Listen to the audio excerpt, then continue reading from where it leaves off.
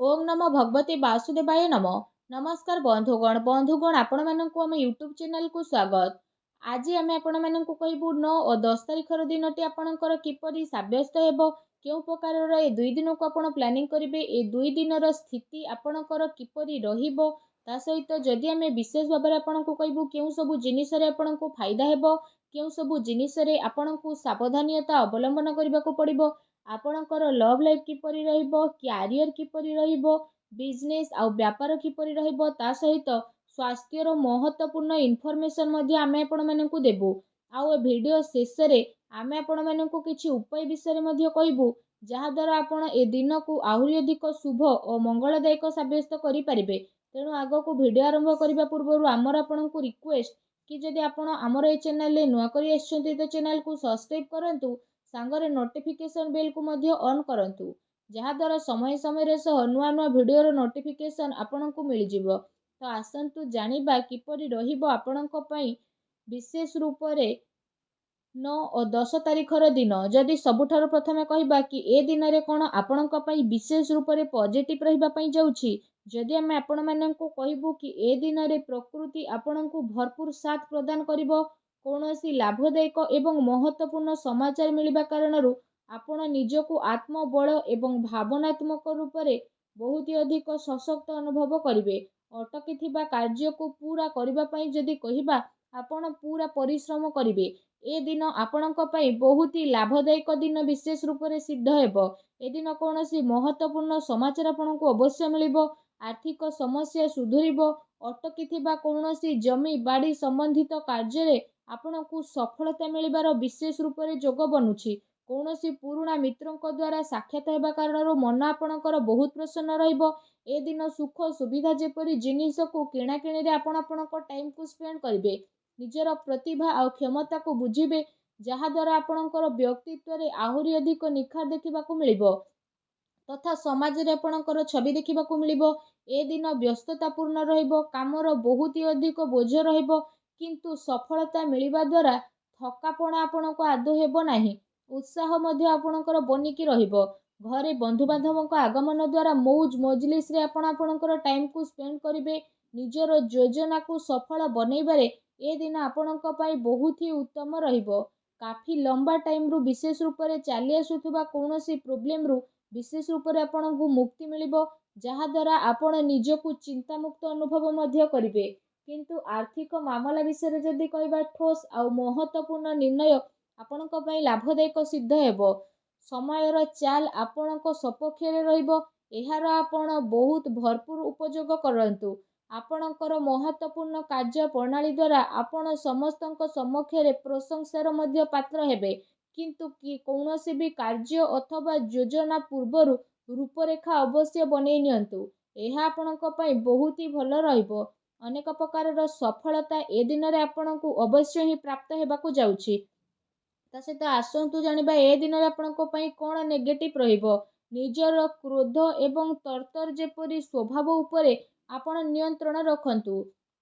कौनसी संबंधी बा पड़ोसी सहित वाद विवाद जेपरि स्थिति आपणकर उत्पन्न होई पारे, ठीक हेबो कि निजर कार्य उपरे आपण ध्यान दियंतु। अन्यर अजथा खर्च को नजरअंदाज करंतु। मनरे कौनसी भूल बुझामणा जेपरि आशंका हेबार विशेष रूप से संभावना बनुछि। निज स्वभाव रे नियंत्रण रखंतु, कारण केबे केबे आपणकर क्रोधपूर्ण बाणी अन्य को आहत करि देई थाए। एहा सहित संबंध रे मध्य आपणकर कटुता आसी थाए। आयर संसाधन रे जदि कहबा आपणकर स्थिति बदलिबो, किंतु खर्च मध्य आपणकर बढ़िबो। सेति पई निजर बजेट अनुसार खर्च करंतु। किछि अस्वस्थता मध्य आपण अनुभव करिवे, किंतु आपणकर कॉन्फिडेंस आपणको एक्टिव बनेकी रखिबो। एहा सहित अन्य कारणरू जदि कहबा कौनसी प्रकार धनहानि मध्य आपणकर होई पारे। चाचा घर लोकंक द्वारा आपणक संपर्क खराब हेबाकू दियंतु नाही। एहा द्वारा अकारण रे आपणकर चिंता उत्पन्न होई पारे। किछि प्रतिद्वंदी जलनार भावनार सहित आपणक पई किछि नकारात्मक वातावरण मध्य उत्पन्न करिवे एवं कौनसी कथा को नै लड़ाई झगड़ा मध्य आपणकर होई पारे, किंतु टिके सावधानियता आपणको प्रॉब्लम रु मुक्ति पहुंचाइबो। घरर बड़ वृद्धंकर अवहेला आदौ करंतु नाही। केबे केबे भूल बुझामणा एवं अलस्वामी कारणरू जदि कहबा ଆପଣଙ୍କର ବନୁଥିବା କାର୍ଯ୍ୟରେ ରୋକାବଟ ମଧ୍ୟ ଆସିପାରେ। ଏହା ସହିତ ନିଜ ବିଚାରରେ ମଧ୍ୟ ଲଚିଲାପଣ ରଖନ୍ତୁ। ଏହା ଆପଣଙ୍କ ପାଇଁ ବହୁତ ଭଲ ରହିବ। ଆସନ୍ତୁ ଜାଣିବା ଏ ଦିନରେ ଆପଣଙ୍କର ଲଭ୍ ଲାଇଫ୍ କିପରି ରହିବ। ବିବାହିତ ଜୀବନରେ ସାମଞ୍ଜସ୍ୟ ଆପଣଙ୍କର ରହିବ। ମନୋରଞ୍ଜନ ସମ୍ବନ୍ଧିତ କାର୍ଯ୍ୟରେ ସମୟ ବ୍ୟତୀତ ହେବା ଦ୍ୱାରା ପରିବାରରେ ହାସ୍ୟ ପରିହାସରେ ଖୁସିର ମାହୋଲ ରହିବ। ପାରିବାରିକ ବାତାବରଣ ଏ ଦିନରେ ଆପଣଙ୍କର ସୁଖଦପୂର୍ଣ୍ଣ ରହିବ। ପ୍ରେମ ସମ୍ବନ୍ଧରେ ମଧ୍ୟ ପ୍ରଗାଢ଼ତା ଆସିବ। ରୋମାଣ୍ଟିକ୍ ମାହୋଲ ମଧ୍ୟ ରହିବ। ନିକଟ ସମ୍ବନ୍ଧୀଙ୍କ ଦ୍ୱାରା ଆପଣ ଡିନରରେ ଯିବାର ମଧ୍ୟ ପ୍ରୋଗ୍ରାମ ବନେଇ ପାରନ୍ତି। କାଫି ସମୟ ପରେ ଆପଣ ଘରୁ ବାହାରିବା ଏବଂ ଲୋକଙ୍କ ସହ ମିଳାମିଶି କରିବା ଖୁସି ଆପଣଙ୍କୁ ବିଶେଷ ରୂପରେ ପ୍ରଦାନ କରିବ। ପାରିବାରିକ ବାତାବରଣ ଖୁସି ଭରା ରହିବ। ଘରର ସବୁ ସଦସ୍ୟମାନେ ଜଣେ ଆଉ ଜଣଙ୍କ ସହିତ ନିଜର ଟାଇମକୁ ସ୍ପେଣ୍ଡ କରିବେ। ବାହାର ସମ୍ବନ୍ଧରେ ସାବଧାନ ରୁହନ୍ତୁ। ଏହାଦ୍ୱାରା ମାନହାନି ହେବାର ମଧ୍ୟ ସମ୍ଭାବନା ରହିଛି। ପରିବାରର ବ୍ୟକ୍ତି ଆପଣଙ୍କୁ କିଛି କଥା କହିପାରନ୍ତି। ତା ସହିତ କାମର ବ୍ୟସ୍ତତା ଦ୍ୱାରା ଆପଣ ପରିବାରକୁ ଟାଇମ୍ ଦେଇପାରିବେ ନାହିଁ। ସେଥିପାଇଁ ଆପଣ ସେସବୁ ପାଇଁ କିଛି ଟାଇମ୍ ଅବଶ୍ୟ ବାହାର କରିଦିଅନ୍ତୁ। ପାରିବାରିକ ସମ୍ବନ୍ଧରେ କିଛି ଟାଇମ୍ରୁ ଚାଲି ଆସୁଥିବା ଚିନ୍ତାକୁ ସାଙ୍ଗରେ ବସିକି ଆପଣ ସୁଲଝେଇବାରେ ସଫଳ ହେବେ। ତା ସହିତ ଘରର ବାତାବରଣ ପୁନଃ ସୁଖଦପୂର୍ଣ୍ଣ ଏବଂ ମଧୁରମୟ ରହିବ। ଆସନ୍ତୁ ଜାଣିବା ଏ ଦିନରେ ଆପଣଙ୍କ ବ୍ୟବସାୟ କ୍ୟାରିୟର କିପରି ରହିବ। ଫ୍ରେଣ୍ଡସ୍, ଏ ଦିନରେ ବ୍ୟବସାୟରେ ପ୍ରଡକ୍ସନ ସମ୍ବନ୍ଧିତ କାର୍ଯ୍ୟରେ କମି ଆସିବା କାରଣରୁ ଚିନ୍ତା ଆପଣଙ୍କର ବଢ଼ିବ। କିନ୍ତୁ ଆପଣଙ୍କର ପେମେଣ୍ଟ ପାଇଁ ଆର୍ଥିକ ସ୍ଥିତି ଆପଣଙ୍କର ମଜବୁତ ମଧ୍ୟ ରହିବ। ସେଥିପାଇଁ ଆପଣଙ୍କୁ ଅଧିକ ଭାବିବାର ଆବଶ୍ୟକତା ନାହିଁ। ଉଚ୍ଚ ଅଧିକାରୀଙ୍କର ସହଯୋଗ ଆପଣଙ୍କ କାର୍ଯ୍ୟରେ ମନ ମୁତାବକ ସଫଳତା ପ୍ରଦାନ କରିବ। ଏହା ସହିତ କୌଣସି ବଡ଼ ଅର୍ଡର ମଧ୍ୟ ମିଳିବାର ବିଶେଷ ରୂପରେ ସମ୍ଭାବନା ବନୁଛି। ସରକାରୀ ସେବାୟତ ବ୍ୟକ୍ତିଙ୍କ ଉପରେ କାମର ଅଧିକ ବୋଝ ମଧ୍ୟ ରହିବ। ତା ସହିତ କାର୍ଯ୍ୟକ୍ଷେତ୍ରରେ କୌଣସି ବି ନିର୍ଣ୍ଣୟ ଆପଣ ଏକା ନିଅନ୍ତୁ ନାହିଁ। ବରଂ ଟିମ୍ ୱାର୍କ ବନେଇକି ଆପଣ କାମ କରନ୍ତୁ। ଏହା ଦ୍ୱାରା ବ୍ୟବସ୍ଥା ଆପଣଙ୍କର ଉତ୍ତମ ବନିକି ରହିବ। ଆର୍ଥିକ ମାମଲାରେ କାହା ଉପରେ ଅଧିକ ଭରସା କରନ୍ତୁ ନାହିଁ, ନା କୌଣସି ପ୍ରକାରର ସମଝୋତା କରନ୍ତୁ। ଫ୍ରେଣ୍ଡସ୍, ବ୍ୟବସାୟିକ କ୍ଷେତ୍ରରେ ଆପଣଙ୍କୁ ଆପଣଙ୍କ ପରିଶ୍ରମର ଅନୁରୂପ ବହୁତ ଭଲ ପରିଣାମ ମଧ୍ୟ ହାସିଲ ହେବ। ଏ ଦିନରେ ଆପଣଙ୍କୁ ଆପଣଙ୍କର ଭାଗ୍ୟର ଅଧିକ ସହଯୋଗ ମିଳିବ। ଚାକିରି କରୁଥିବା ବ୍ୟକ୍ତି କୌଣସି ସରକାରୀ ମାମଲାରେ ଫସି ମଧ୍ୟ ପାରନ୍ତି। ତେଣୁ ଆପଣ ସାବଧାନ ରୁହନ୍ତୁ। ବ୍ୟବସାୟିକ ପରିସ୍ଥିତି ଏ ଦିନରେ ଆପଣଙ୍କର ଅନୁକୂଳ ରହିବ।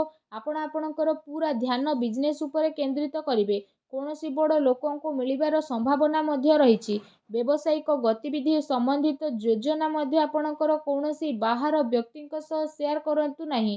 କେହି ଏହାର ଅନୁଚିତ ଉପଯୋଗ ମଧ୍ୟ କରିପାରେ ଏବଂ ଅର୍ଡର ସମ୍ବନ୍ଧିତ ସବୁ କାର୍ଯ୍ୟରେ ସ୍ଥିତି ଆପଣଙ୍କର ବଦଳିବ। ଚାକିରି କରୁଥିବା ବ୍ୟକ୍ତିବିଶେଷଙ୍କ ପାଇଁ ଏ ଦିନ ବହୁତ ହି ଲାଭଦାୟକ ଦିନ ରହିବା ପାଇଁ ଯାଉଛି।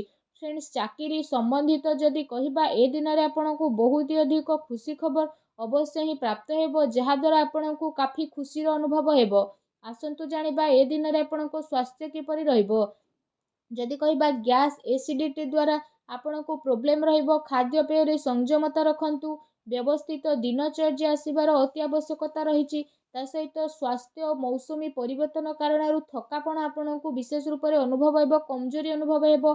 ନିଜର ଇମ୍ୟୁନି ସିଷ୍ଟମକୁ ଷ୍ଟ୍ରଙ୍ଗ ରଖନ୍ତୁ। ଏହା ସହିତ ନିଜ ସ୍ୱାସ୍ଥ୍ୟକୁ ଆହୁରି ଅଧିକ ଭଲ ରଖିବା ପାଇଁ ଆପଣ ପ୍ରତ୍ୟେକ ଦିନ ଯୋଗ କରନ୍ତୁ, ବ୍ୟାୟାମ କରନ୍ତୁ, ସୁସ୍ଥ ରୁହନ୍ତୁ। ଆସନ୍ତୁ ଜାଣିବା ଏ ଦିନରେ ଆପଣଙ୍କ ପାଇଁ କ'ଣ ବିଶେଷ ଉପାୟ ରହିଛି। ଏ ଦିନରେ ଆପଣ ସ୍ନାନ ଆଦି ବିଶେଷ ଭାବରେ କରିସାରିବା ପରେ ବହୁତ ହି ସଚ୍ଚା ଦିଲରେ, ବହୁତ ହି ସଚ୍ଚା ଭାବରେ ଚାଉଳ ଏବଂ ଦୁଗ୍ଧର କ୍ଷୀର ବନାନ୍ତୁ। ସେଥିରେ ଆପଣ ଚିନି ବଦଳରେ ମିଶ୍ରି ମିଶାନ୍ତୁ। ଆଉ ତାପରେ ଆପଣ ସେ କ୍ଷୀରି ଯେତେବେଳେ ପ୍ରସ୍ତୁତ ହୋଇଯିବ, ତାକୁ ଭୋଗ ସବୁଠାରୁ ପ୍ରଥମେ ଆପଣ ମା ଲକ୍ଷ୍ମୀଙ୍କ ପାଖରେ ଲଗାନ୍ତୁ। ଏହାପରେ ସେ କ୍ଷୀରିକୁ ଆପଣ ଗରିବ ଲୋକଙ୍କ ଭିତରେ ବାଣ୍ଟି ଦିଅନ୍ତୁ। ଏପରି କରିବା ମାତ୍ରେ ହିଁ ମା ଲକ୍ଷ୍ମୀଙ୍କର କୃପା ଆପଣଙ୍କୁ ପ୍ରାପ୍ତି ହେବ।